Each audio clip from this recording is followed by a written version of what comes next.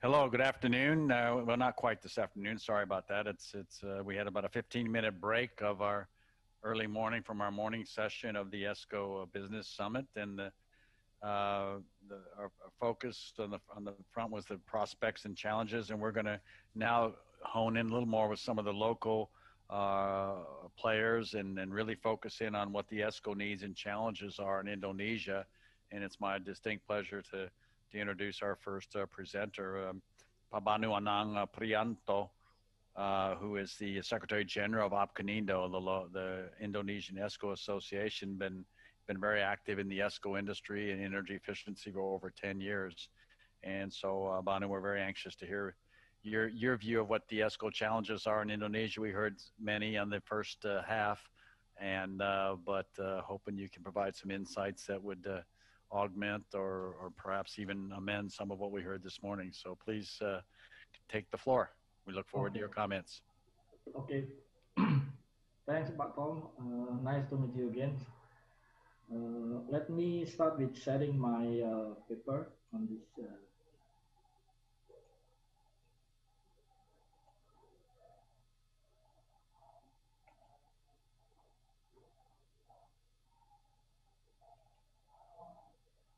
Is that the paper is already on the screen, right, Pak Tom? Yes, we can see it well. Okay. Okay, Pak Tom. Good morning. Good morning, ladies and gentlemen. All the participants of the session. Let me introduce myself. I'm Banu. Priyanto. I'm representative of the Indonesian Esco Association, APCONINDO, and we'd like to thanks to the Maskeei and the organizer of this session to give us a chance to sharing the picture of the challenging of Esco business in Indonesia.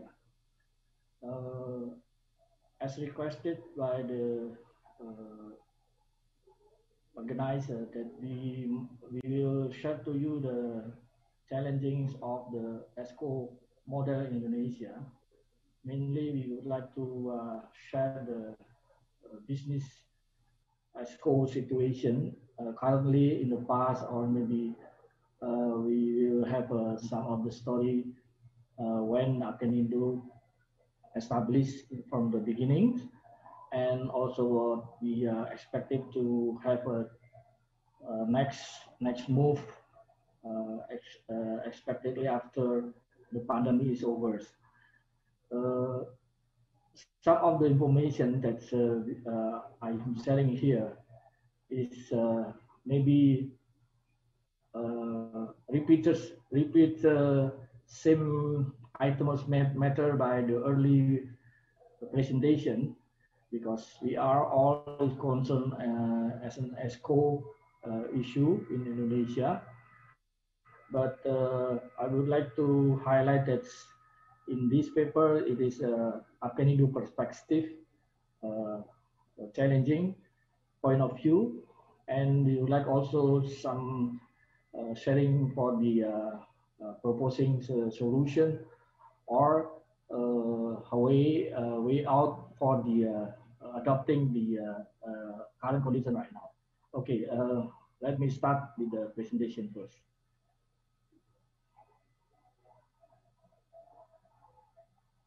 This is the main barrier of Esco model.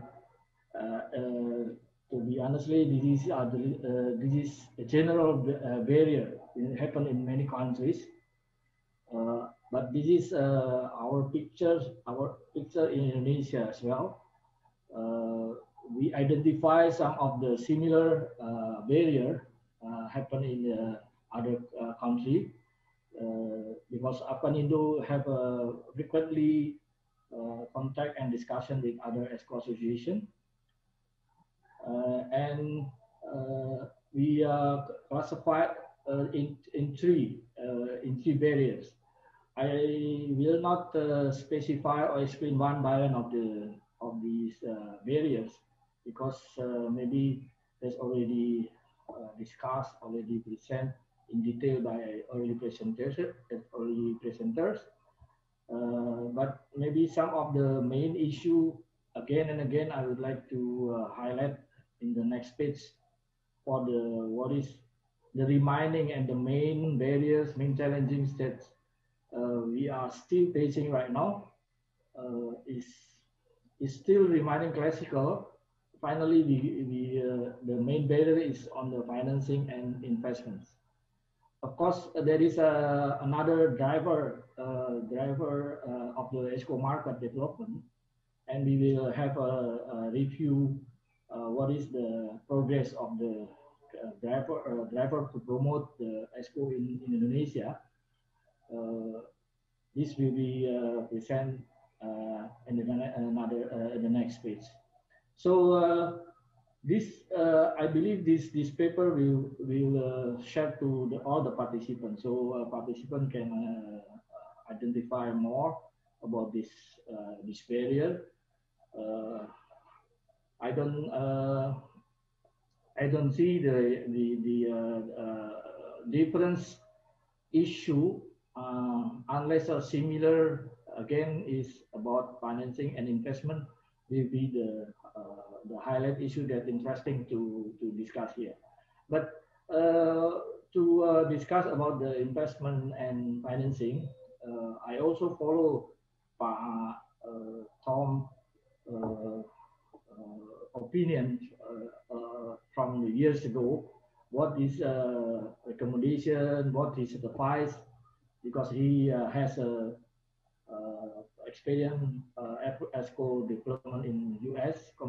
He also sharing the knowledge and the comparison between why now in US and in Europe's Esco model is mostly successfully to promote other than developed country like in the region. So it will be interesting to discuss after another next page. Sorry. Next is this is the Indonesia current Esco market profiles. This we identify based on our perspective at Apkenindo. With this Apkenindo have a member either from state-owned company and private companies. Maybe some of the important items we would like to share it to you. That's these Indonesia and the regional country. Mostly the model that preferred by the customer is shared setting models rather than guarantee setting. These are the pictures that I think Esco stake, including the regulator, maybe give more attention to these models. Why this model is more preferable than share setting than guarantee setting? It will be also have some of the identified or option solution or discussion in the last my presentation. In general, I can conclude that, to be frankly, Esco market Indonesia is still underdeveloped market. This already happened since a few years ago, based on some of the key drivers, which is we identify which one is already have a progress significance, and which of the driver market is stagnant, and what is the less progress on the market drivers. And you will have our Apkenindo review. But anyway, the banking or financial perspective is also interesting to be more. We are in the Esco entrepreneur. It's more aggressive to have a discussion and approach, because Indonesia financial regulation is still now not too many ESCO lending developed in for ESCO project. As maybe also in other country, banking sector or financial sector still on the mostly on the corporate level lending products. Here in Indonesia also still like that, but in another current demands, ESCO to be honestly need more than project financing that corporate level financings. And this is the big challenging for the monetary authority and also ESCO stake, and how we rather than we just maybe waiting the improvement of the regulators, improvement of the regulation in the banking sector or financing sector, maybe ESCO entrepreneurs should be thinking about more innovative financing models. And this we can learn from US. Another issue in this space, I think, is a similar issue or similar profile.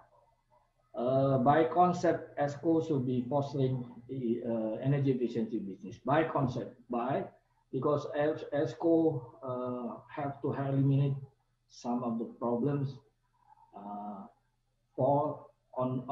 the energy user side, and indeed ESCO have a capacity and a capability to solve these barriers. How they solve is by concept I present in this space, but how is the actual on the side is a different story. But my goal to present here is to just only sharing with other ESCOs, interesting party, other ESCO entrepreneur to be as a hint how to accommodate the ESCO barriers, multi-barriers. Is this also multi-barriers illustration that also seem maybe similar item with other presenter earlier. This is in the left side. We try to identify or review what is the key promotion driver of energy efficiency and ESCO ESCO project in Indonesia. At least, of course, this is another key driver is also stipulated in other in a lot of paper about ESCO in the world. But at least we have 6 key drivers that we have to give attention for that. Is the demand side management to be changed by regulation if that's necessary. And it is necessary because if we just waiting a customer demand change, it will be slowly and it will be more, need more afford more capital. But I think regulator is already now still considering to keep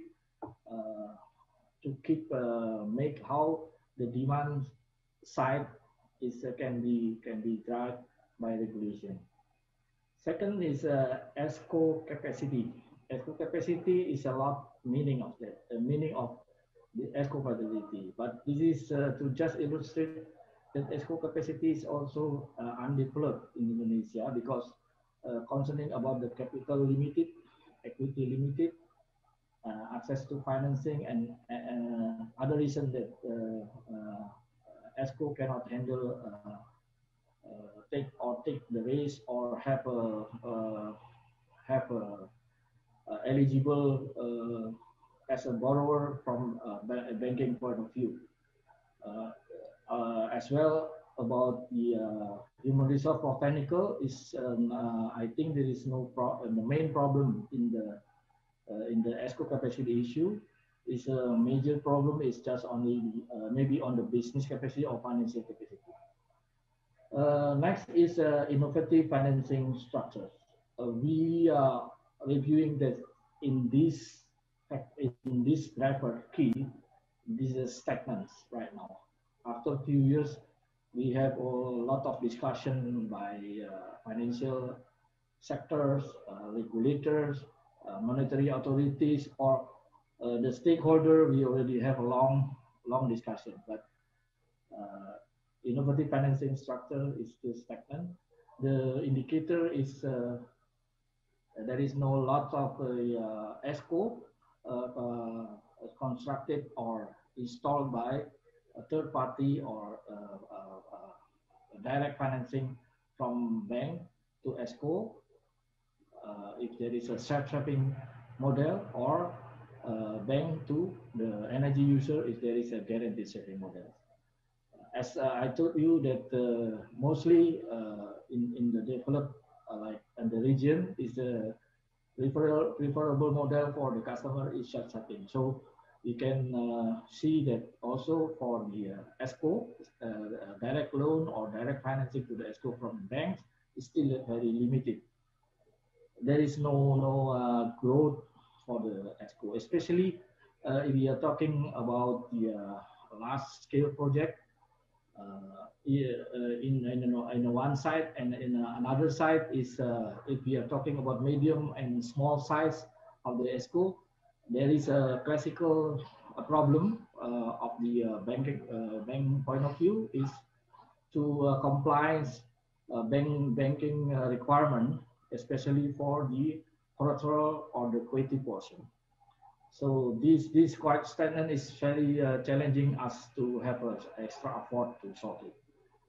Next is market transformation, also should be tried by regulators. I think we are on the same spirit with the regulator, how to support Esco developed by market transformation, by regulation, and we still keep looking for the opportunity to regulate some of the transformation in energy user. The main one of the main regulation that is also market transformation is driven is already improving is the regulation that energy user more than 6,000 TOA, ton equivalent oil, should we have a energy manager, and should we have a energy efficiency and conservation effort for that. That is example for the new the regulation that's already, but we need more than that. Another is about human resource, improve the manager energy capacity. This very good. I can say that in this key driver, government and also non-government stakes is have a good program for that. So certified energy manager, energy IGA auditor is growing every year. And the last but not least is the provide the incentive and subsidy. This we also have to conclude that this is still stagnant for us. And I know and understand that government or the regulators still keep trying to find the proper incentive or subsidize in this current situation. It is some of the incentives stipulated on the regulation on the PP number 70, but of course, as the entrepreneurs, we see that we need more than that. So we have discussion with the proposed to the regulation to give more attention over this. In terms of all the regulation that we need to improve or to support the Esco, this space is this space we want to share to you. What is the mapping of the Indonesian energy authorities in terms of the in the sector of the renewable energy efficiency and conservation, electricity, coal, our mining and oil and gas. This picture is the authority that we will face or we will deal discussion to improve the regulation. I put here to more understanding, to more give more understand for the all ESCO stakes that indeed this is a chain the challenges, but at least we already identify and we already counterpart on the picture, clear picture mapping, the authority we have to discuss. Outside of this energy authority, there is a financial authority that we also have to speak with them. The financial authority, under the financial authority, there is a banking industry, leasing industry, every financial product, including insurance. So this is the latest product that I would like to discuss. Also, maybe to have some comment from Pak Tom in US. In this space, I would like to share the exploring source of eco fund internally and externally, but not but least is the race allocation that we need now, and we still have lack of race allocation mechanism in Indonesia. This is, I think, Pak Tom, this is the main issue, one of the main issue that we need all the ESCO state to be developed together. Race allocation based on our ESCO concept is it will be technical insurance, okay? Technical risk guarantee and credit risk guarantee. Technical risk guarantee can be covered to ESCO and technology provider. So to be frankly, we already discussed with the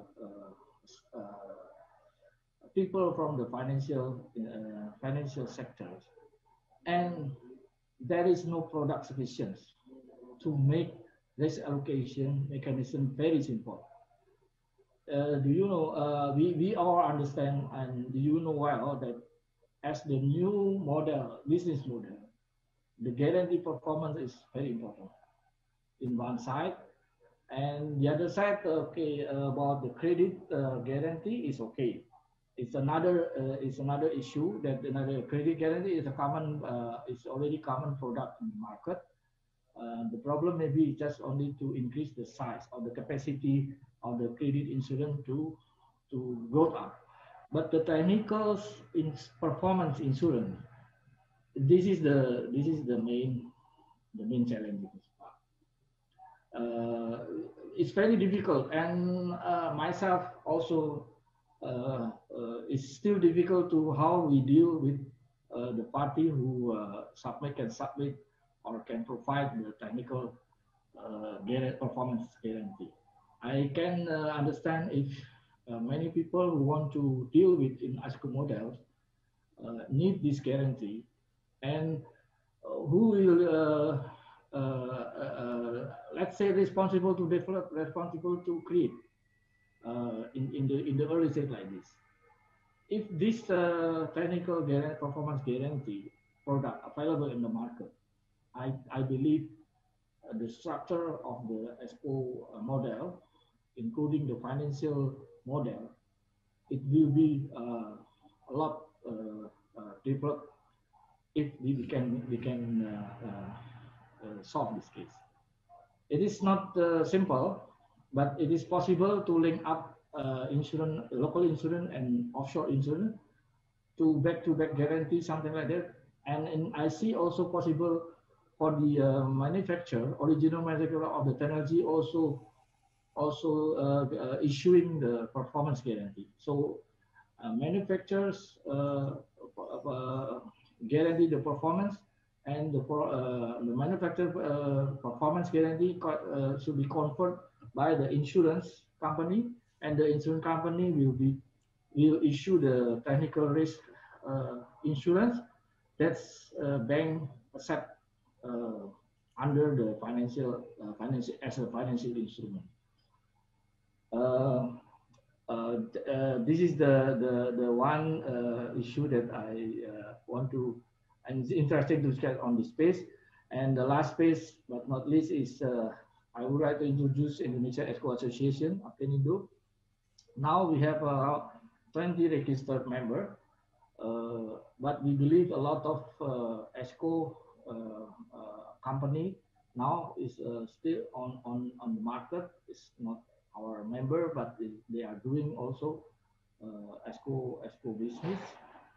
And as maybe Pak Alex in the morning mentioned, Indo is now a part of the Asia Pacific Esco Industry Alliance, and as Asia Pacific Alliance linked to the global Esco network. With this, with joining the Asia Pacific Alliance and global network and Esco, Indo want to contribute as maximum, because we are one of the big market in the regions that we need to develop the industry, the Esco industry. This is the, I highlight some of the product that Indo member can serve to the customers and the company, and adapting to the challenging after Indo joining in the Asia Pacific. Indo will have a consolidated program in the next few months. Be more ready, or to be more and powerful in terms of the member scope, services, and solidity of the association, because we knew that it's a big challenge and big opportunity in the future. I think that's all my presentation, Pak Tom, and back to you. Great. Well, thank you. Yeah, I've got some answers to some of your questions, but I don't want to detract from the other presenters. I will answer just a couple very quickly, and then open it up for the floor later. And if there's time, I'm happy to expand on my response. So you asked, what about the energy savings insurance in the U.S.? And it was very prevalent. Chubb Insurance provided it 25 years ago to the U.S. Esco industry, and they provided it specifically to provide credibility, because the Escos were doing the guaranteed savings model, wanted to do that because it's very difficult for them to get project financing on their own, small balance sheets, service companies like here, but yet they did not have the financial capability to back up the guarantee. So the energy savings insurance came into play. But the problem was that it only lasted about 5 years, because Escos would use it once or twice, and then they would not, once they gained the credibility in the marketplace, they would quit using it. So the energy savings insurance, I think, was not marketed properly. It was marketed just to the Esco industry, which was in the US was a relatively small part of the segment of the market. So I think it plays a much potentially bigger role here. I think it's a huge game changer. I call it a game changer. I think that's the game changer here in Indonesia to open up a lot of markets. But I still stand true to my point about we've got to have the government sector come in to scale up everything. Without scale, you don't get the interest of the banks. You don't get the interest of capacity building. You need scale, right? And financing and financing products are very attractive. But frankly speaking, when I've gone to industrial customers, I've had the money at very cost-effective rates, and they're just not interested in doing it, even shared savings deals, because their attitude is that they don't understand the energy efficiency. They don't know how the savings is going to be achieved. But what they do know is that I've been doing it a while, and I probably do understand it, and they're not going to be equipped to challenge me when I bill them for savings. And so they feel like it's a high risk, even on a shared savings basis. So they're about them actually realizing savings. So I think bringing in a third party, like an energy savings insurance, and that should be provided, I think, by insurance companies, local credible insurance company. So I could go on, but just to give you a highlight, I'm totally in agreement with you on the insurance being the right solution to one of the bigger barriers of lack of confidence and knowledge in the marketplace. So I'm going to stop there and then go to our next speaker, who's Eva Pitterling. I've known her for quite a while here. We've worked together on several capacity building programs, and and she's going to talk about one of the barriers you talked about, which was the human capital and human challenges and some of the technical gaps. Eva's is project management, project management, international sales coordination for TÜV Nord, PT TÜV Nord. So I'll leave it to you, Eva, please. I should turn off my microphone, I think. So good morning, everyone. I think it's still before lunch, so can still say good morning. And first of all, thank you very much to Maskeei to open the opportunity for me to speak about the human challenges and the technical gaps of ESCOs and energy efficiency projects in general. So let me see if I can share my screen. I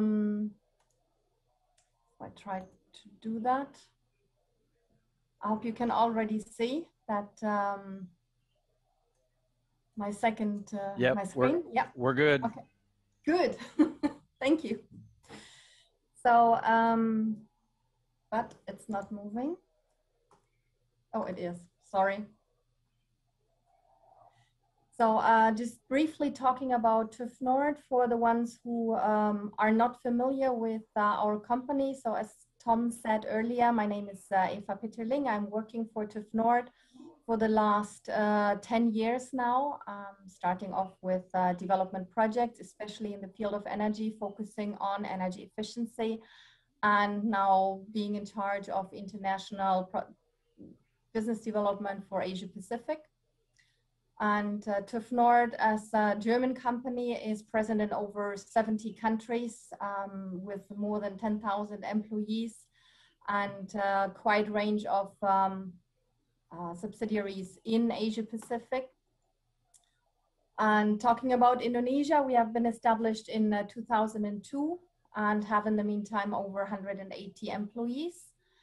With laboratory inspection, testing facilities, then of course certification and verification. So just a brief overview of our services. I mean, you probably know all the ISO certifications. The most important one or the most relevant one here to mention is the ISO 50001, which is the energy management certification. That was already mentioned by several previous speakers. So we have been the first entity in Indonesia in, I think, 2012 actually, to certify the first companies against this national standard. And first of all, I would like to talk about some technical terms. So all these have been mentioned before, but I think it's very important to clarify the difference between an energy audit, an energy management system, energy managers and energy auditors. So the energy audit as such is a measuring, is giving the baseline of the energy use, and then of course it is needed for regular verification. So this is the energy audit should be the actual measurement of the energy use, of course, taking into account invoices, etc., from the energy use. And then the energy management system, as said earlier, is the system according to ISO 50001. I mean, you probably also know the ISO 9001 as the quality management system or other management system. So that's the system in place. And as mentioned earlier, we have certified energy managers. I think 380 are now on the list of the Ministry of Energy and Mineral Resources. So they have been certified against the SKKNI, the National Professional Standard for Energy Managers, and also energy auditors. There are more than 600 on the list. So I put you the link to the website on my presentation, so you can check for names and when they have been certified, etc. So this is a very comprehensive list maintained by the Ministry of Energy and Mineral Resources. So those are all the technical competences, but the question is, can they provide bankable reports for energy efficiency projects so that they can be implemented in an ESCO scheme, in an energy service contract? So for that, we will need some additional skills, which are the investment grade energy auditors, or that can do investment grade energy audits. And this is something I really would like to talk about, because this is something that is not so clear to all stakeholders, that is not so clear in the market. So the investment grade energy audit is providing comprehensive measurement and analysis. So it's a lot more than a regular energy audit, which just gives the baseline of the energy use, and is more a technical audit. And so therefore, the investment grade energy auditors, they have the technical and financial expertise to really provide those bankable reports. So talking more about energy audit as such, first of all, defining the relevant energy uses, and then doing some measurement on the energy usage. That means really establishing meters, reading meters, or having a metering system in place that is really giving you real data. So from the raw data, you do the analysis of the energy data and provide a report on the energy usage. And of course, your energy audit or your energy use needs regular measurement, continuous measurement, to verify the baseline step by step. So, and this continuous analysis is improving your energy performance. And this is what you actually want to have. I mean, if you start an energy efficiency project, you really want to see what is improving over the time. How much is your energy bill reducing, and how much is your cost reducing in the end? And then talking about the energy management system, this is the flow chart of mostly any kind of management system. So you would start with a stage 1 audit. So first of all, you start with the manual and the procedures. So you establish all that in the management system.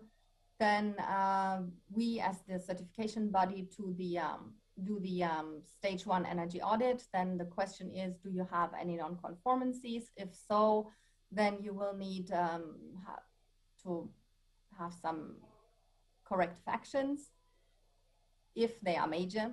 And then you go for the stage 2 audit. Again, if you have major non-conformancies, you do your corrective actions, you do the follow-up audit, and then you get the certificate. Then you do yearly surveillance audits, and then after 3 years, you do a recertification audit. So this is the management system, and this is referring to your baseline from the energy audit. So you definitely need an energy audit prior to establishing your energy management system. And now talking about the investment grade audit. That's a bit of a different approach, because the foundation and the reason why you would do an investment grade audit is you want to create a bankable energy efficiency project. So that means you will need critical data for potential projects. And these critical data cannot be only based on technical aspects. It also have to take into consideration economical facts and risk. So you need documented details of saving potentials and also cost estimates. And you see that this is a quite different approach from a regular energy audit. And the evaluation will not only be an analysis, but it will be an evaluation for the project owner, for potential investors, and for other relevant stakeholders. So it's a lot more you have to provide than just from a regular energy audit. And this investment grade audit is actually the first essential step for a successful start of an energy efficiency project. And then the next step, what you also need to do or take into consideration if you do an investment grade audit is the measurement and verification. So who will be in charge of that? You need a regular evaluation. Who will be in charge of that? So the essential second step for successful implementation will be the measurement and verification and the regular evaluation, so that for the course, for the time of the energy saving contract, you will have to be clear about your measurement and verification and about your savings that you do have over the period of time during your contract. So, and as I said earlier, the investment grade auditor, the SIGA, is combining technical and financial competencies for a more accurate report. So you're analyzing the estimated savings for potential projects of technical and economical facts and risks. You calculate potential costs of saving potentials and you estimate the cost. And therefore you can provide bankable reports for decision makers. So I think that's what you can do if you are an investment grade auditor. So we did a SIGA training some time ago. I think Tom mentioned it in the morning session that 2019 we did the course. So in general, we are planning to do more courses. Who can join? Definitely energy auditors, energy consultants, ESCO professionals, more or less anybody who has a sound technical knowledge for energy audits. The duration is 3 days. The exam is an additional day, and you will need 70% to pass, or higher, of course, at least 70%. And the certification is valid for 3 years. So this was our first group of certified investment grade energy auditors. I think several of them are in work and they are providing investment grade energy audits. And yeah, so this is all from my side. If there are any questions, please feel free to ask. Okay, are there any questions? I don't see any. I would just add one thing, that Eva is going to go into more detail in the capacity building session following this, right? Starting at 1 p.m. You're going to go into the SIGA in a little bit more detail this afternoon at 1 p.m. Yes, definitely. And the challenges, the obstacles that we have seen during the last years by energy audits that have been provided and are not so, or have not been bankable. I mean, yeah, one of the, of course, my company's evaluated several IGAs, and one of the biggest gaps I saw in the marketplace was, in their IGAs was just not even addressing the measurement and verification of savings. It didn't even address it.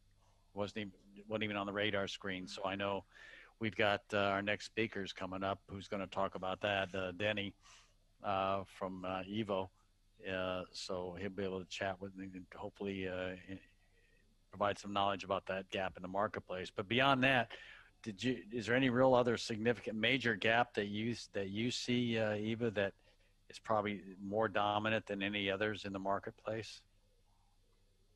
Well, I think besides the skills, I think especially in the skills, I can say that several energy auditors are just look only on the technical side of the projects, and they don't have any economical background to really take into consideration interdependencies and the whole cost structure of interest that are coming up, of inflation that is has to be considered, because those contracts are not only just a one-time contract, one-time payment, but it is considering several years. And this is something that is really, or most energy auditors are not aware of, because they're just technical people. They have no knowledge about the economics behind the projects. Yeah, just to echo that, when I first came here, there were several audits that were being presented to bankers that had been done. And I was sitting in the audience, and it was talking about the focus on technical only. And so the presentation was focused on, you know, the going from a 1.2 to a 0.6 kW per ton chiller, and the benefits of it, and the lower heat and all this stuff. And these are bankers, right? And I'm sitting here thinking, there's no way they understand that. What they want to know is, how much money do you want to borrow, and how much cash flow is going to be generated from the project, right? That's what they wanted to know. And it was quite interesting, a big gap in terms of what they were presenting versus what the audience would have understood or was interested, or what was interested in. So I agree with you. That's a big gap in the marketplace. So any other questions? I see a question up. Let's see what this one is. This is the IGA training free? What is free? Well, we do not provide, if not at what price per if not at what price per training? Well, yeah, I'll let you address that. It depends on the number of participants. If you can, but it's still not free, right? It's not free, and if you can bring 20 participants, then the price per person will not be so high. But you have to consider it's an international certificate that you will get. So this is all coming from Germany, and they charge accordingly. So yeah, and we have tutors, we have trainers, we have assessors.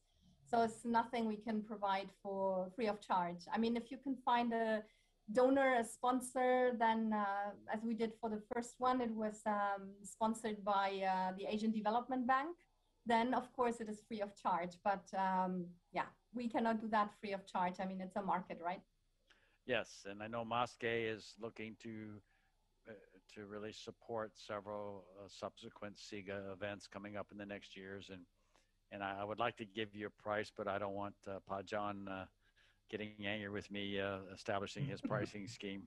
So I'm gonna pass on that one, but I would say it's less than it's probably not as much as you might anticipate. It's not as yeah.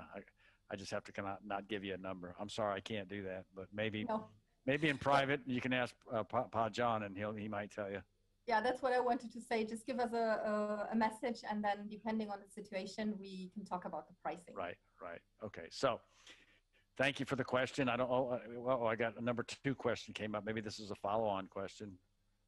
What about the training schedule and fees? I think the fees we talked about. I'm just going to jump in real quickly. And the schedule is unknown at this time. I know Pa John and Maskeei are looking to try to schedule something in this year, but we lost a whole year because of COVID, right? A year and a half almost. We had really planned to roll it out in 2020, and we're unable to do it. Yeah, we should consider doing it online, but we all know the effectiveness of online trainings is not the same as it is in real life training, where people are really, they have to be present. It's not with those online conferences where you can be present. So, and we have to ensure that they really know, that they really get the most out of it. And also the exam is something that is, not so easy to do, because we will require a real investment grade audit from your side. So we really will consider your inputs on the economic parts of the energy audit. So that's also something that needs to be done properly. Great. Okay, so now it's time for Denis Tanguay, who's Executive Director of the Efficiency Valuation Organization, which Banu and a couple others have referred to. Alex referred to. It's an international entity. I don't want to steal his thunder, but he's Executive Director. I think you've been there like 5 or 6 years, Denis. I'm not sure. We interviewed him down in Singapore. It was really a great trip for him to come in for 2 days from the U.S. and but he's done a great job and is our Executive Director. So, Denis, why don't you help us understand why M&V is important and how it can play a big part in the Esco industry? Sure. Thanks, Tom. I'm going to try to make it clear. And it's been 5 years last week that I've joined EVO. Thank you for the interview. I'm really enjoying my time here. So let's see. Do you see my presentation on the screen? Yes, we do. You probably need to open it up in presentation form, though. It's only half showing. Like the bottom 20% is not showing on mine. Okay, I'm not an expert in these things. You go down to right hand, there's a little place to click down at the bottom. Oh, I have the PDF. That's why. Just bear with me a second.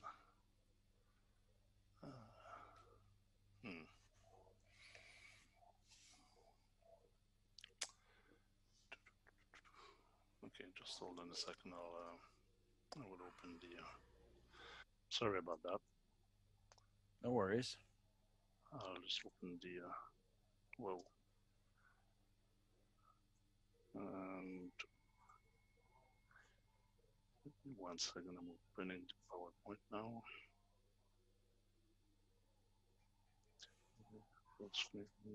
So it's your 12:30, is that right? After midnight?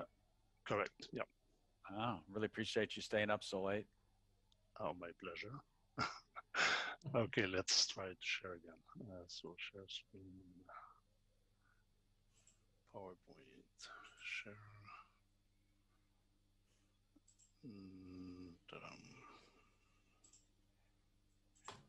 Now, how does that look? Much better. Okay. So excellent. Carry on. Okay.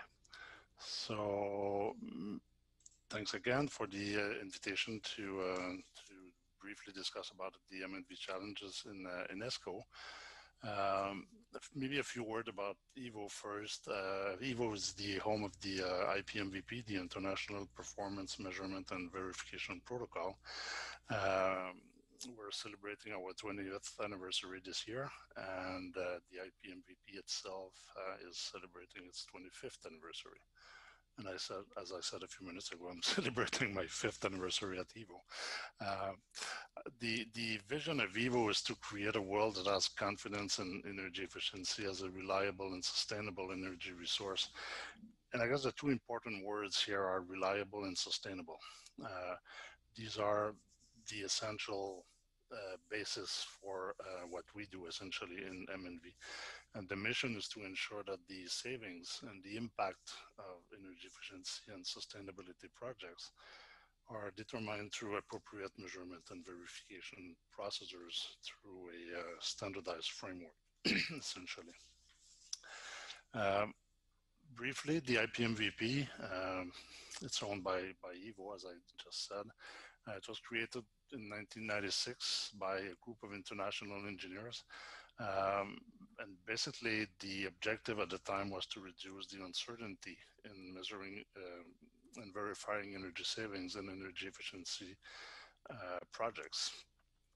The IPMVP is globally recognized as the generally accepted principles for reliably measuring and verifying savings of unused EEPs. And it represents a framework of definitions and guidelines on methodologies for assessing and measuring savings and creating M&V plans of energy efficiency projects.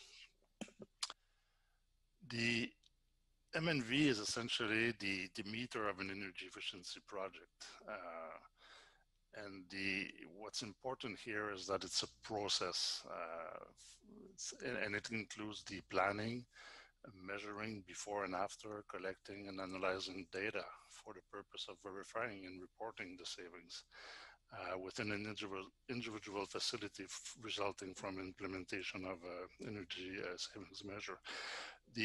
This is an important point that the IPMVP and the M&V that we do is really focused on individual facility. This is not organization level verification like the ISO 50001. So it's really a bottom-up approach. So it's project by project and individual facilities, and sometimes specific energy efficiency measures themselves. And M&V, through what the IPMVP requires, to calculate achieved savings with any degree of accuracy and reliability. One of the challenge, well, there are some challenge, many challenges actually with M&V, But the determining energy saving is unique because savings come from the absence of energy use. Essentially, we're trying to measure something that does not exist. The lack of energy consumption cannot be measured. So essentially what we're doing is that we are determining the savings by analyzing the measured energy use after the implementation of an energy conservation measure versus an energy baseline, which is essentially the consumption of a technology that was replaced by the energy efficiency project. So the baseline is extremely important in MNV, as this is the basis to which we will determine the energy savings. Dealing with uncertainty, as I said, we're never 100% sure about the exact energy use before and after. And there's always some uncertainty in both, and there is absolutely no correct saving number. There will always be uncertainty. So the question for the ESCO and the customer is to decide how much uncertainty you want to accept or you're ready to accept or afford in a project. And each owner finds its own balance between reporting uncertainty and cost for each project. So it's really a decision that has to be made on a project basis. We often have the comments about the cost and accuracy trade-off for each project. The norm is usually that you will invest, I don't like the word expenditure that we have here, but you would invest less than 10% of the savings in doing or performing the measurement and verification of a project. In an Esco project, it's usually 3 to 5% of the savings that is invested in MNV. And some people would talk about 0% investment, which is deemed savings, essentially the equivalent of flipping a coin or just discussing between two parties saying, well, I guess the savings are this or no, they are that, and they agree on something based on no evidence at all. And this is what we call deemed savings. And this is not an IPMVP method. And by no means, this is something that should be used in an Esco project, never. One comment on the cost of MNV, and I got that question 2 weeks ago, and because somebody told me, well, it's very expensive, and I said, well, if you do nothing, you're not going to make any savings, and you're not going to save any money. So if you invest in energy efficiency and you're saving, and you're investing part of those savings in MNV, you cannot lose. So it's a win-win situation. So regardless that it's 2, 3, 5, 10, even 15% of a project, you cannot lose. So cost of MNV should not be an issue. The challenge of MNV in ESCOs in particular is that the ESCO is guaranteeing the savings in the projects, and the ESCO must manage the risk mainly at 3 levels. The first one is development, and the second during the construction, and the third one is the performance. In the development stage, this is what we call in MNV the baseline period. This is where you will define the baseline energy consumption. Construction is called the implementation period, and performance, of course, performance period. And it's very important that MNV is performed at the 3 levels of those risk areas. In the baseline, essentially, it's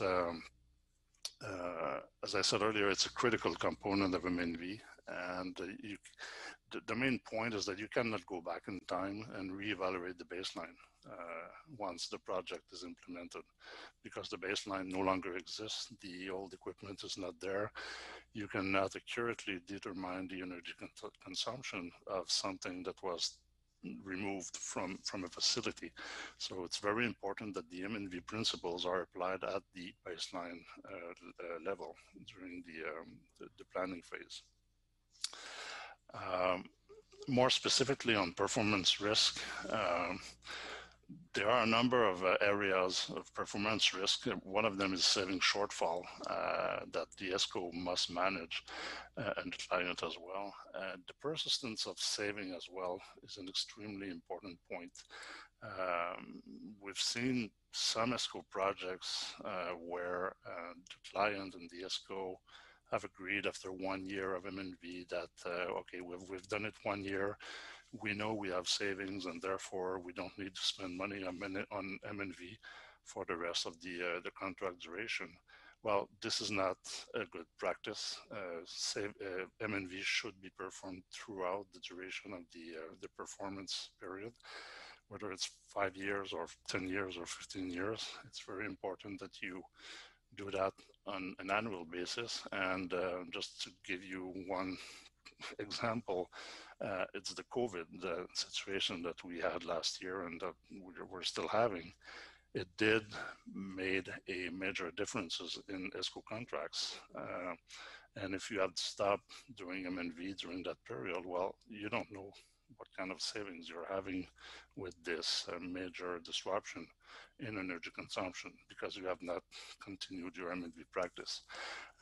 Other risks are you could have technical problems and host performance as well due to data maintenance and delays in payments and so on. So these are all risks that performance risks that need to be managed by the parties involved in a project. The main objective of MNV, therefore, is to reduce those risks. So it's critical to the success of the project. As I said a few minutes ago, it maximizes the persistence of saving over saving agreement term. So you do it throughout the term, it's very important. And it verifies the savings achieved and valued in energy savings agreement. So this is the best way to reduce performance risk with MNV. Other benefits, the IPMVP benefits actually. So when you're using the IPMVP, you're essentially applying guidelines and savings that are globally recognized. And you include those practices in MNV plans. One of the benefit of the IPMVP is the use of standardized terminology that everybody understands, and it is transparent. It is translated in MNV plans, and anybody anywhere in the world can understand this, an MNV plan because it's all based on the same language, which is the IPMVP. The IPMVP also provides the body of knowledge for MNV professional. I think Tom might have mentioned the Certified Energy Savings Verifier program, which is using actually a SIGA that Eva just mentioned, and the Certified Measurement and Verification Professional, the CMVP program that EVO has with the AEE in the United States. And the IPMVP essentially provide legitimacy to ESCO industry by using internationally recognized energy savings calculation methods. And that was essentially the reason why the IPMVP was originally created was to have a common set of rules and standards that everybody will recognize. And that's how the ESCO industry was legitimized. What do we have within the IPMVP? Well, we have essentially 4 options, A, B, C, D. It could have been 1, 2, 3, 4, but I don't know. It's basically A, B, C, D. And there are 2 sets of options. The first 2, option A and option B, relates to what we call retrofit isolation. And essentially, you're interested under those 2 options with the implementation of a specific energy efficiency measure. For example, it could be the replacement of lighting equipment, could be the replacement of a motor, a chiller, or a very specific measure. In the other 2 options, option C and option D, you're interested in the energy impact of of an energy efficiency projects on the whole facility. So essentially, that's a visual representation of the different options. So option A and B are retrofit isolation. Here we have the example of isolating a motor or a set of motors with a meter that is installed around this boundary of a specific retrofit. While if you're interested in the whole facility with a whole bunch of energy efficiency measures, you will be essentially using the meters at the whole facility, either the gas meter illustrated on the left side or the electric meter from from the utility. That's another way of representing the same same information. If on how to choose an MNV option, you basically need to decide what you're concerned about. If you want to assess a particular retrofit, as I said, you go with retrofit isolation method. If you want to manage your total energy use, again, within a facility, not throughout an organization, you will use the whole facility method. Again, a little bit more detailed information. It's repetitive. I forgot to remove this one, but maybe one point to highlight on the retrofit isolation is that essentially the savings are not affected usually by changes that are being done beyond the measurement boundary. And it usually requires a dedicated meter, as I said earlier. And adjustment can be simple as well. So option A and option B are relatively simple and usually less costly. So these are good options if you don't want to invest too much in your MNV.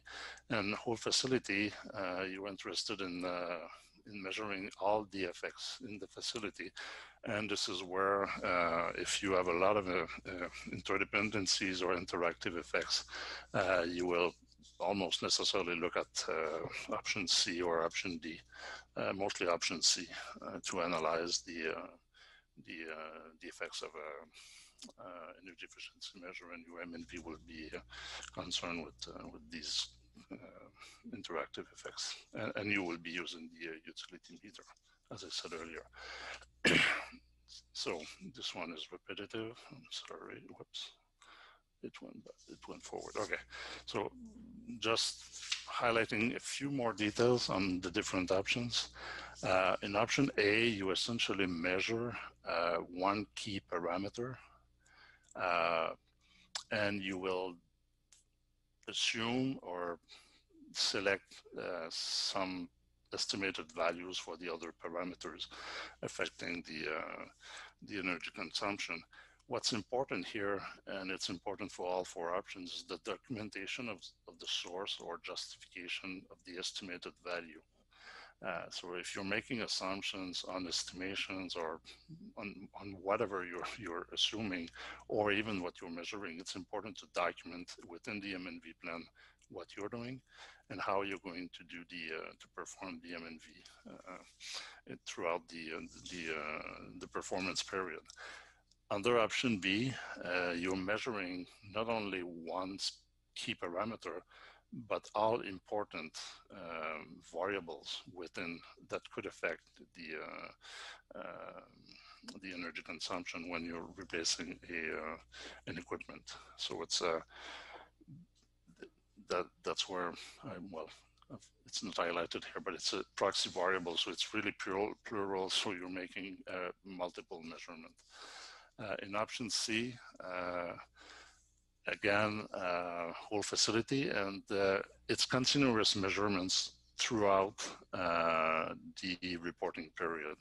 And again, the reporting period can last 1 year, 5 years, 10 years. It's essentially the term of the contract. And you're using essentially the utility meter to perform this measurement. And in option D, you're simulating the energy consumption of the whole facility. This is relatively complex. Most people will do that if they have good skills in doing calibrated simulation.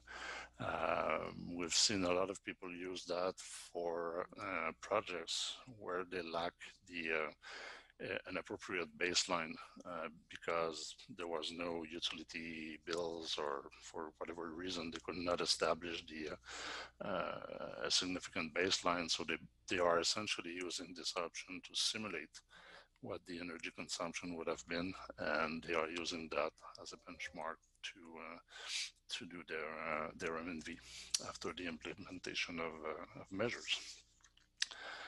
All this is done through an MNV plan, whether it's option A, B, C, or D, and a plan will be deemed adherent to IPMVP if it contains information on the 14 points or elements shown on the screen. Essentially, the purpose of the MNV plan is to, well, first of all, provide a kind of a guidebook to what was done in the implementation of an energy efficiency measure, but also provides a reference book if staff is removed from the job or goes somewhere else and it's replaced and you're losing the historical information because the person who was responsible for the project is gone. If you have a very well-designed plan, you can just go back to the plan and say, okay, this was done in this year, in this facility, the intent was so-and-so, and we have all the necessary information to continue and understand the project, how the MNV is supposed to be done, all the hypotheses on energy prices, meter specification, the budget, the expected accuracy, and the quality assurance. So the plan is really essential when you do MNV. Without a good plan, you cannot go back and be, well, it's a good way to reduce uncertainty on the project and manage this uncertainty as well. In conclusion, no MNV means team savings, high uncertainty, and again, this is not IPMVP compliant. MNV is a key component of success for energy efficiency projects. I think it's, again, it was the basis for the development of the IPMVP 25 years ago, and it's more relevant than ever, I think. It helps, MNV helps, ensures the persistence of savings over time. It gives you the guidelines to do that and the framework. Remember that each energy efficiency project is different and must be analyzed on its own merit. There is no, well, you cannot apply MNV with I'm looking for the word here, but it's, yeah, you need a sound framework and do it project by project. You cannot make hypotheses on, well, I did a building similar last year, so this building will react the same way. It doesn't work like that. The MNV cost should be consistent versus the desired savings, as I said earlier. But again, you're going to save money, so I would say that money should not be an issue. Of course, you don't want to spend all your savings on MNV, but invest whatever is relevant for the purpose or the reason why you're doing an energy efficiency projects. And again, the MNV is providing legitimacy to the Esco industry by using a standardized set of calculation methods and references. Thank you. Hopefully I clarified some of the mysteries of MNV. You did. Thank you, Denny. Just a couple of pieces I wanted to highlight that I see in the marketplace in gaps, and that is the importance of baseline. I mean, the baseline is probably the least understood how important that is, and it's critical to IPMVP, MNV, but it's also critical to an Esco project. If you don't have that, you really have no basis for estimating savings, and I know that's a big piece of the IPMVP, right? That's really spend a lot of time on adjusting baseline and everything, right? Correct. And again, if you don't do it at the planning stage, you cannot go back in time. Yeah, so you can't. it's Exactly. And it's the other one, foundation of MNV. it is. It's the core, and it's also, but it's also the core of any EE project, of IGAs or anything. It's the baseline. It's really the gap I see in the marketplace from quote unquote energy audits that are done. They don't really link the actual utilization of the energy to the and reconcile it to the operations of the facility. In other words, rationalize. Here's how much energy is being used. Where you kind of do a modeling of you. All right, 60% of your electricity is being used for this, but then you have to reconcile that to the actual operations and the actual consumption, the actual bills. And I think I just wanted to point that out as a big piece of the gap I see. But it's critical, and it's right it's at the core element of IPMVP and M&B. And the other one that you mentioned, which I just can't quit saying it enough, is that M&V is the meter of an energy efficiency project. You know, it's like having a renewable energy project without a meter measuring how many kilowatt hours are produced, and yet you want to know what the return is. I mean, if you don't have M&V, you really have no basis for reliably knowing how much financial benefit is being gained from the investment. So anyway, that would be my 2 big points out of your overall thing. You had many good ones. Those are the 2 that I see that's.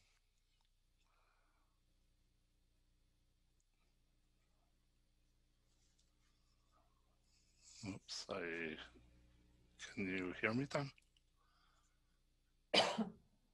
Oh. I thought I froze. I think it's Tom. I think we've lost Tom, I guess. I thought it was my computer that yeah, I also thought it was mine. I'm taking my notes, so. Well, thank you so much. That was really impressive, and it's a good continuation to my presentation from the SIGA and the energy audit to the totally necessary M&V if you want to do a successful Esco program. Yeah, it's the basis. Yeah. And again, you cannot do an Esco project based on deemed savings because one day or another it will blow up in your face. Because well, actually, I've seen audits being done on estimations of energy use. So because meters are expensive, right? So you just estimate the use in this specific equipment. Well, if you're able to measure at least one thing, at least you have a technical basis to calculate or to determine the savings. But if there is no calculation whatsoever, then it become one big hypothesis, and that's not, well, I mean, that's not IPMVP compliant or adherent. You are actually already on the second step saying the calculation. I'm the step before on the measurement. If you don't measure, then you just calculate estimations. Yeah, exactly. Yeah. Hi, Banu, what do you say? I think we've lost our host. Yeah.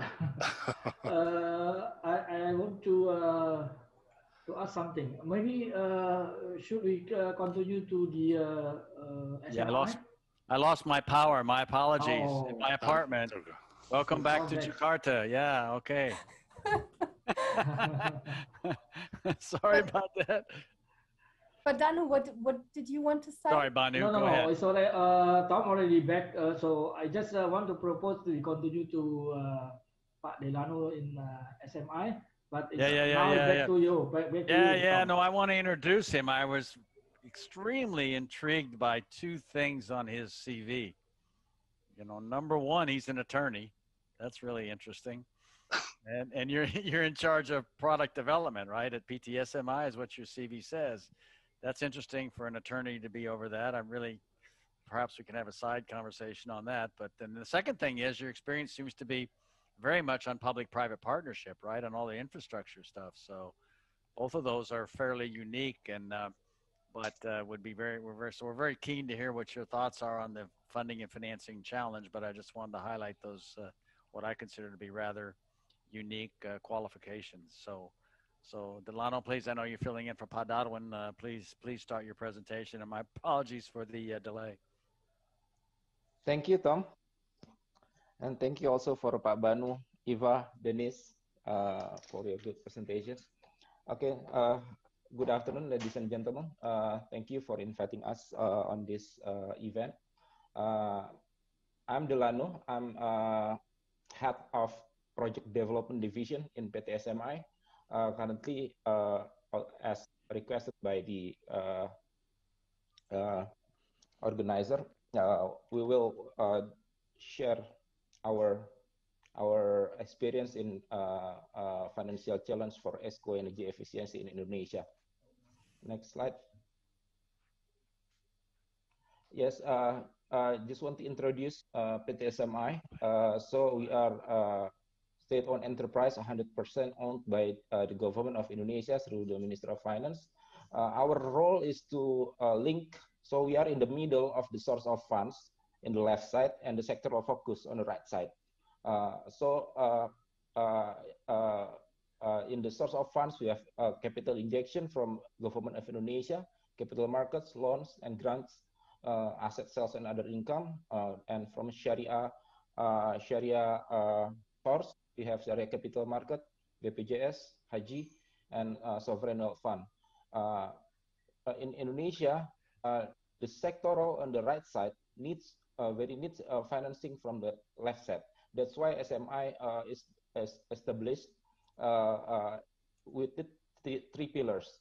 The first pillar is for financing investment. So we provide loan from senior loan, junior loan, mezzanine, Sharia financing, and also we provide municipal loan financing. So we can give debt to the local government of Indonesia. And the second pillar, we have advisory services, so we can help private SOE and other institutions to raise financing from the source of funds and other financing arranger, etc. And what we are doing, what am I doing in project development in this third pillar? So we do many PPP projects. We do also geothermal activities. We do renewable energy project development and also energy efficiency, and also project preparation for municipal financing, because many municipal financing proposals need to be enhanced the project preparation. It's project preparation, and we do also capacity building and technical assistance for all stakeholders in Indonesia to implement project financing. Next. I think this slide is has already mentioned from Pak Banu and other speakers, I think, but no problem. I think for the energy efficiency in Indonesia, we note some opportunities. Like the government offices, hospitals, and schools, if currently they consume about 5.4% for all electricity in 2019. If 25% energy efficiency reducts with 8-year payback equals potentially saving for 3.2 trillion and investment of 26.4 trillion in IDR. Also, for public street lighting, it consumes about 1.5% of all electricity in 2019. And if the 50% reduction of energy efficiency from LEDs within 6 years, the calculation is about 2.7 trillion and investment of 15.9 trillion. However, as already mentioned by the previous speakers, there are challenges. They are challenged to get these opportunities. First is about the awareness, the knowledge about from the stakeholders or the market. The second one is enforcement. There is no incentive or disincentive for energy efficiencies. And also the size, lack of access about the sizable of the bankable projects in energy efficiency. So it's, some or many energy efficiency projects is not attractive enough for the lenders to take financing. Next is perceived financial risk. The project structure, project preparation, most of them is not robust enough. So there's still risk residual very high. So possibly cost increases and also risk of payment default. Low urgency, I think it's not like RE. If we compare to renewable energy, SMI did a lot financing on the mini hydro, solar, biogas, and water, but for energy efficiency, I think we need to give pressure for the urgency to make it more happen. And also capacity gap. If we talk about the public street lighting, maybe we will see, we will face the problem of local capacity, fiscal capacity of local government to implementing the energy efficiency projects. And existing business models may have not fully addressed those challenges in Indonesia, and limited access to project financing. Maybe in the local banks or local financial institution, they still have reserve to do the project financing. Next. And if we see as a government, because SMI role is in between government, private, market, and lenders, we see the starting point for doing the energy efficiency is from government side, the project owner. They have to be aware, they have to be try to start the energy efficiency projects.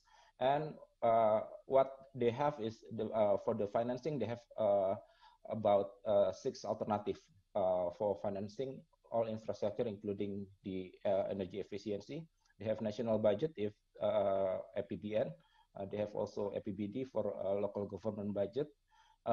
They also can assign state-owned enterprise, or in the regional area, they can assign the regional-owned enterprise. They can also access foreign loan and grants. They can do PPP, and they can do municipal loan for local government. I think that's the starting point for the next slides. Yeah, but before they try to start the energy efficiency projects, we see that some of projects is not feasible, bankable, and also have a legal uncertainty, and also there is limitation for the fiscal acceptability by the APBN or APBD, local state budget or state budget.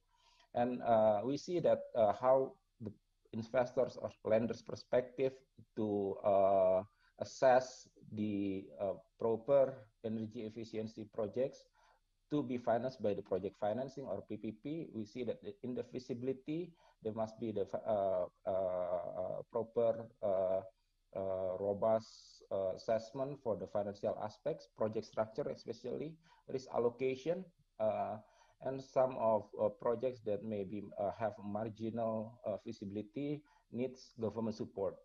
And if the user will pay the services, so the tariff also one of the key point that must be certain. Or if the project is very marginal, the government pay the availability payment, so there will be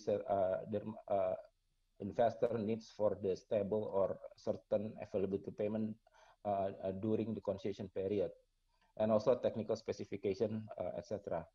And for the private perspective, also in lenders, the DSCR, equity IRR, and government supports. And for the aspects influencing bankability, we note that for most aspects that we face, first is project owners' affordability, because sometimes if we do PPP, also in energy efficiency, for example, we help Surakarta government to in the project street lighting. They want to change all public street lighting in Surakarta agency. Sometimes they face challenge for their fiscal capacity. So they cannot afford about economical or feasible IRR. It also over their limit to pay availability payment. And sector maturity of the project is another one, based on regulation framework. For example, in PPP or project financing, currently maybe the most mature sector would be toll road, electricity, and also water. But for other projects, we still need to find pilot projects, including energy efficiency. For energy efficiency, Surakarta will be our first PPP or project financing project. Hopefully, after this Surakarta project get done, financial close, construction, and operation, hopefully there will be more and more pipeline on energy efficiency sector. And also potential project risk from demand side, construction operations, and guarantee with project sponsors, because we think in Indonesia there will be still need for the limited recourse for the project sponsor. It is less likely to have non-recourse guarantee from the project sponsor. Next. Based on those challenges, I think SMI currently have initiative to make very diversified products and activities. So for the commercial financing, we can do long-term financing, flexible financing scheme, innovative financing products, for example, cash deficiency support, takeout financing, and others. And also for the public sector financing, we do diversification from there are two. First is regular public sector financing, and the second one is PEN. We help the government of Indonesia in the COVID-19 pandemic, so we deliver more support to local government as a PEN program. And also in relates to energy efficiency, since 2018, we developed the SDG Indonesia One program.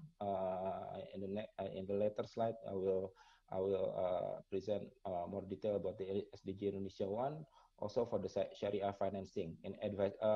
And currently in PT SMI, all of financing and investment activities, currently we have the ESS standards. So all financing must be follow the requirement of ESS from PT SMI. In advisory services, also we have one-stop solution advisory from the business planning, project preparation, transaction advisor until financial close, and project development, especially for PPP development. We also have municipal financing, project development, and capacity building. Next.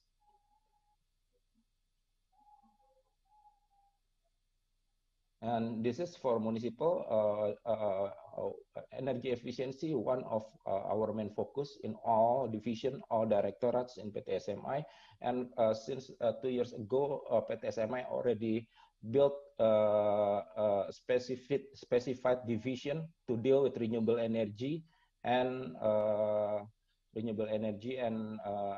energy efficiency. They can provide financing and also project development. Next. And this is PPP's exposure of PT SMI. I think about 20 more of 20 projects currently ongoing and experience. One of them for the energy efficiency, we have Surakarta City Public Street Lighting, and in 2021 we have I think two other public street lighting from local government projects. Next. And this is SDG Indonesia One platform. So this platform is new concept. We have partners, many partners And the goal for this platform is to get 16 Sustainable Development Goals. And for the priority sector, health education, renewable energy, and urban infrastructure, this platform consists of four products. First, if development facilities, so we can help projects, government, private, SOE, ROE, to have SDG goals. So we can help them together with our partner on the project development activities. If the project needs the risking facilities, we also have partner AFD in Canada to provide the risking facilities of projects. We also have partners from the commercial banking, BCA, UOB, Standard Chartered for the financing facilities, and equity facilities also. So the total committed facility is estimated to be $3.3 billion currently, and hopefully it can be, deliver the goals to SMI also can execute all the mandate from our partners that already engaged with PT SMI, and we can make a scalable project to get SDGs goal. Next. I think the next one is how we commit to do energy efficiency. I think Tom is one of our team in this program. So UK government signed the cooperation with the government of Indonesia under the Materi Asian law. They assigned Carbon Trust and EY. One of this program beneficiaries is SMI.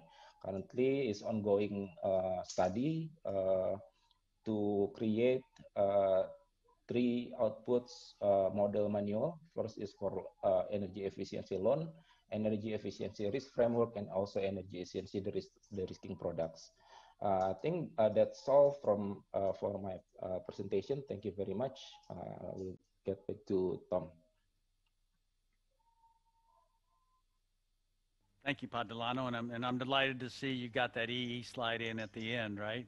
Because I'm the lead consultant, yeah, doing that under Carbon Trust. It's my company, EPS Capital, and what we're doing is we're basically plug and playing what I was successfully did at the Indonesia Exim Bank, and we just completed the product manual, and the plan is to get that approved on a pilot basis and get some pilot projects implemented under it, and assuming work out the kinks, and maybe we can roll it out and mainstream it, and then it'll be on your list of commercial products in the future. I hope that would be the plan. So I appreciate you bringing that up. That's I think a key potential element and role for SMI.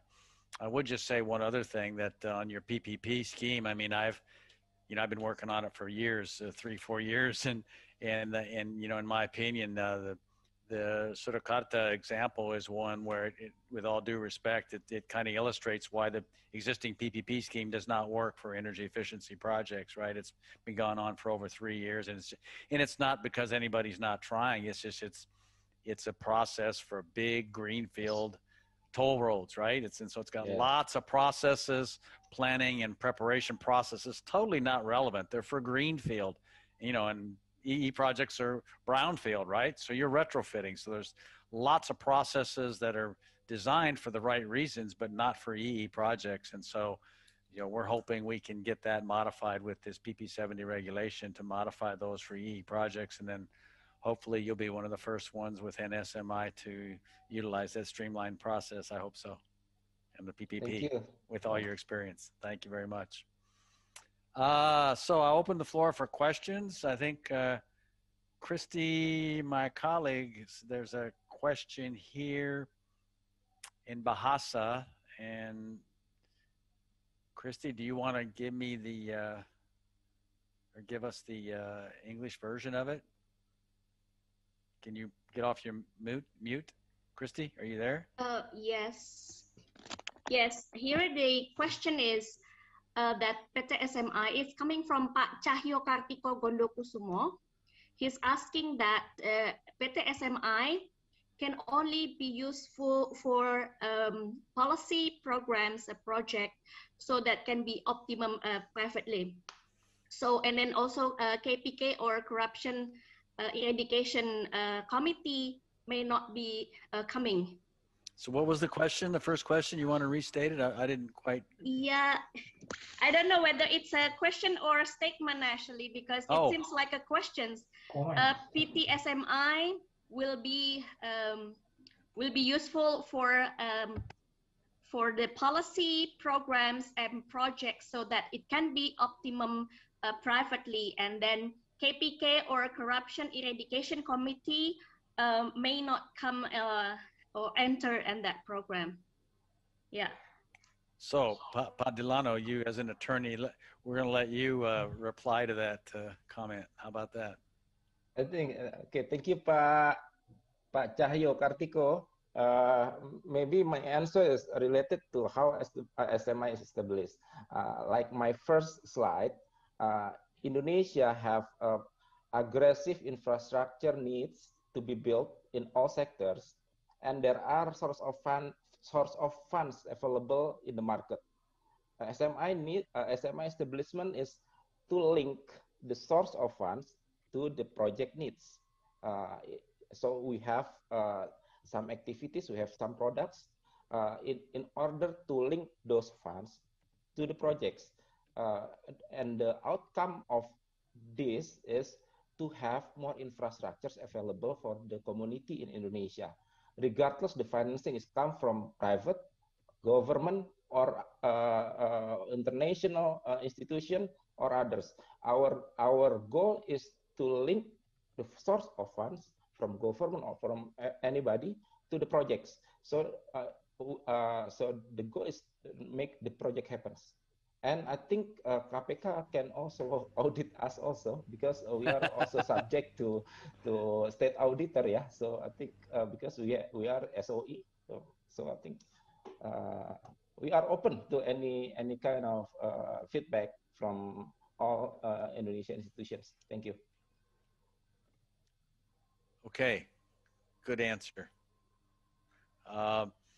I guess I have a question from to Pa Banu. You know, I noticed you talked about it, but you really didn't.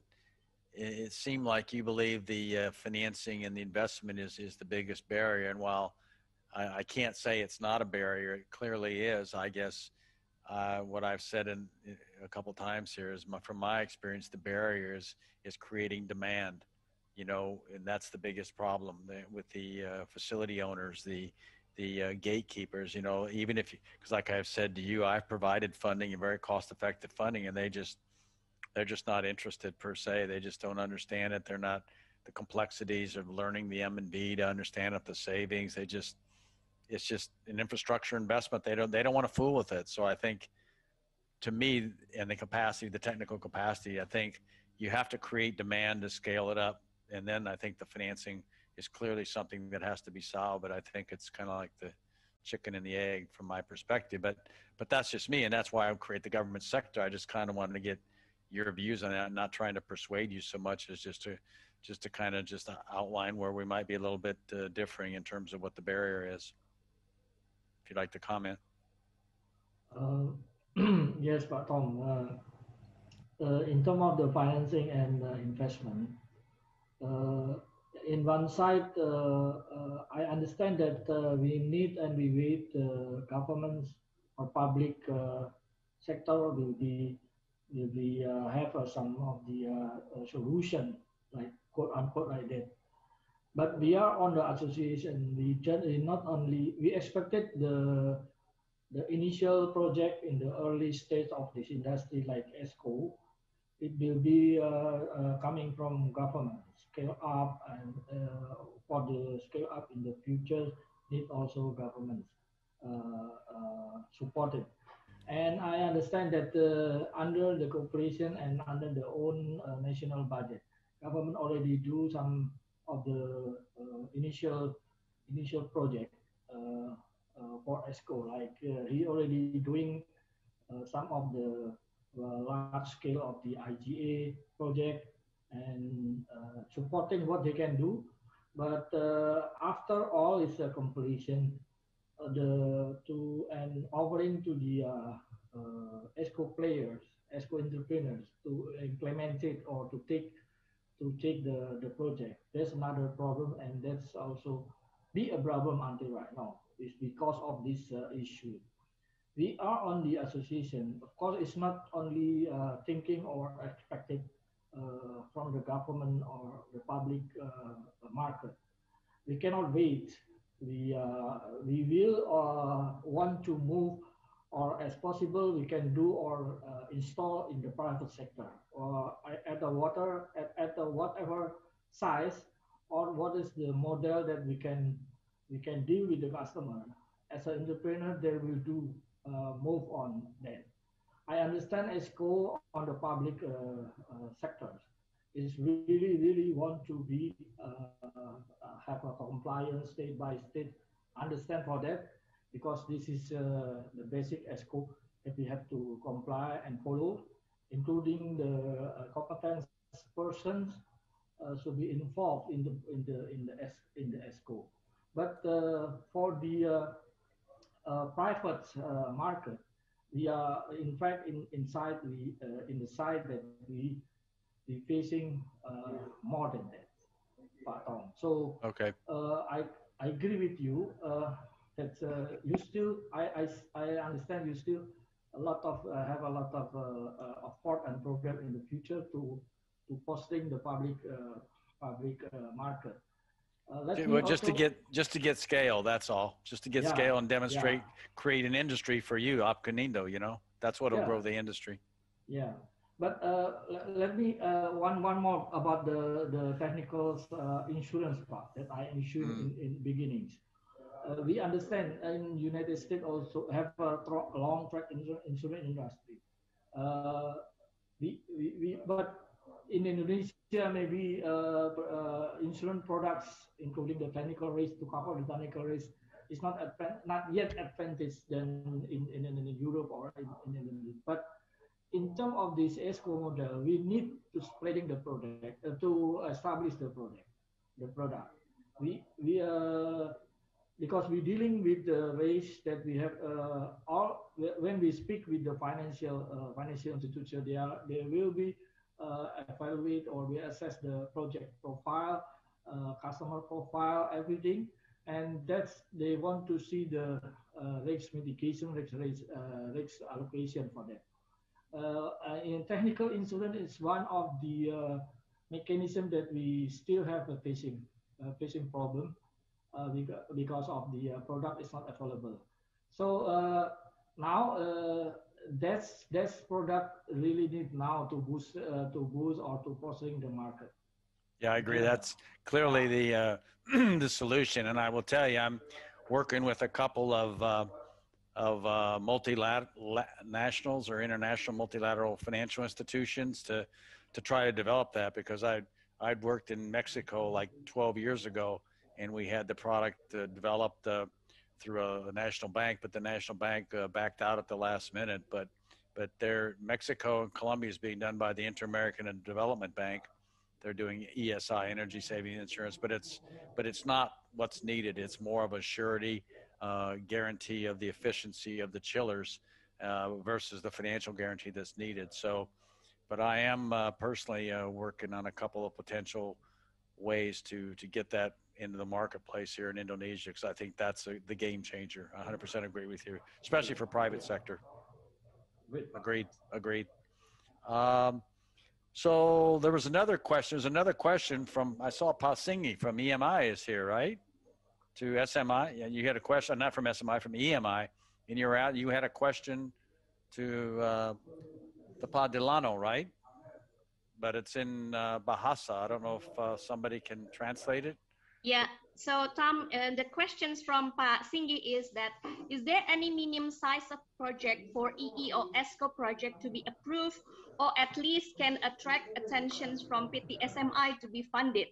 As the information a few years ago, Pak Singgi's college ever discussed and then over the ESCO project to PT SMI, but then PT SMI have not yet approved or could not participate because the size of the project was small. It's around 1 to 2 billion rupiah. So that's a question.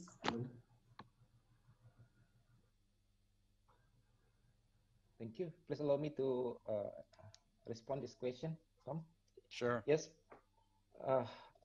Yes, Pak Singgi. Greetings also, Pak Singgi. Yes, I agree with you, Pak Singgi. This is one of main challenge for the energy efficiency projects about the size. There is no standard for minimum size of project to be financed by PT SMA. However, with regards to the cost of transaction, with big size of credit and small size of credit, we spend same cost of transaction. So I think from this consideration, we will make sure that the cost of transaction is much less than the size of the credit proposed by the debitor to us. So I think yes, for 1 until 2 billion, I think there is too far away from our capacity to finance because our cost may be higher than that. So I think that's my response, Pak Singgi. Greetings also, Pak Singgi. Thank you. Any other questions, comments from other presenters? Yeah. Pak Tom, can I have a comment to Pak Delano? Absolutely. That, please. Yeah. Okay.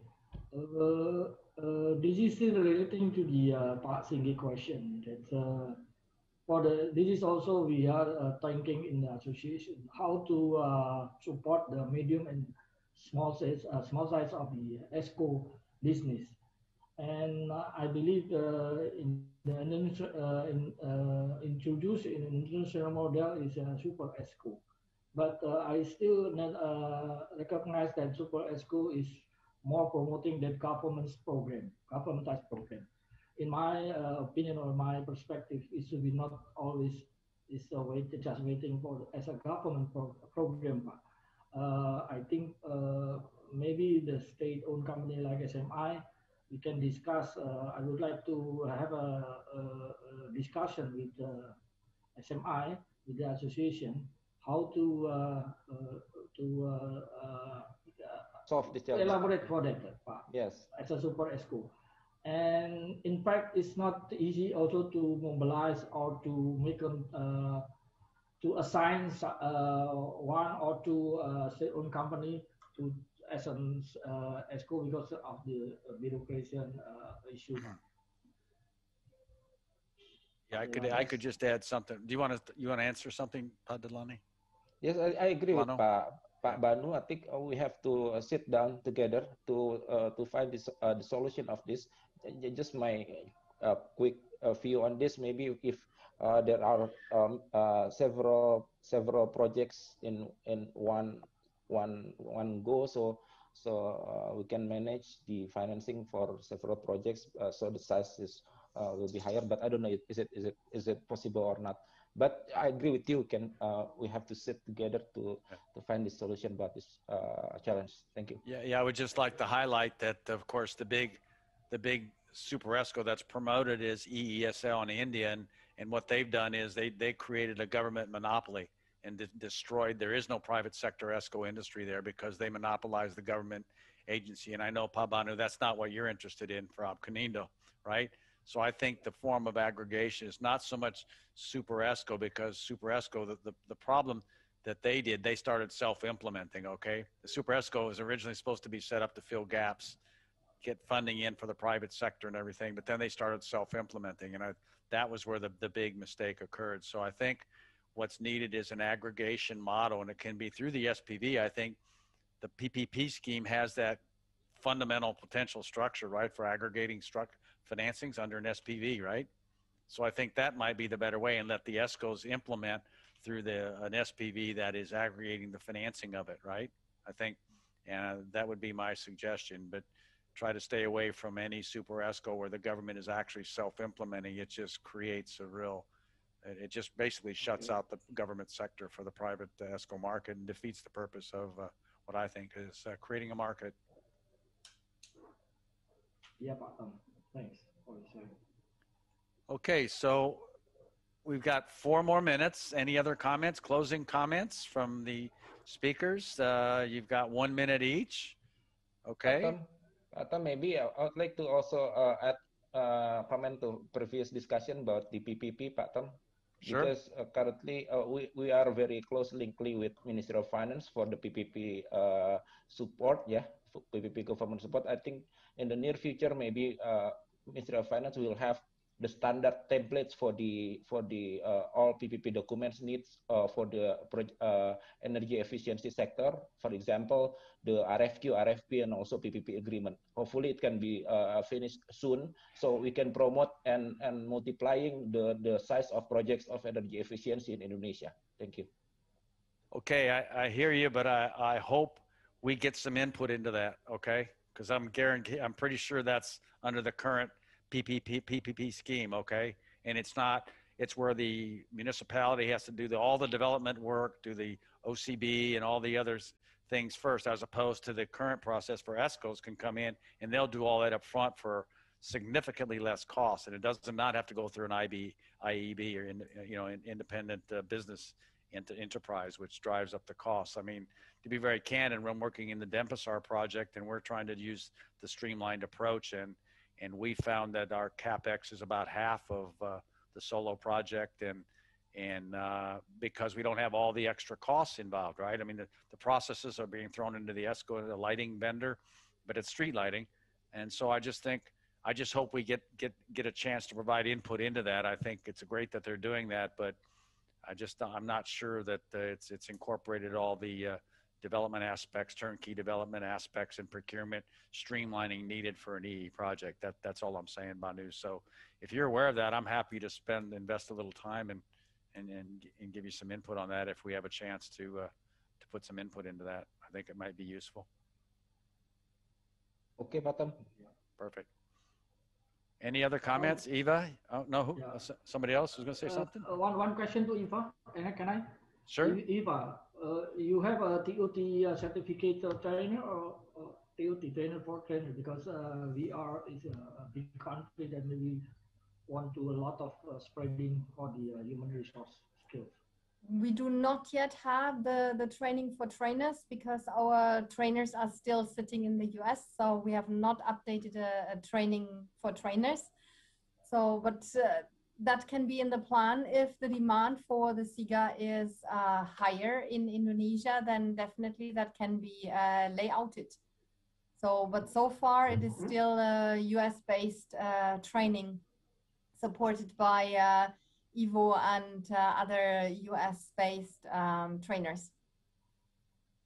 Okay, clear.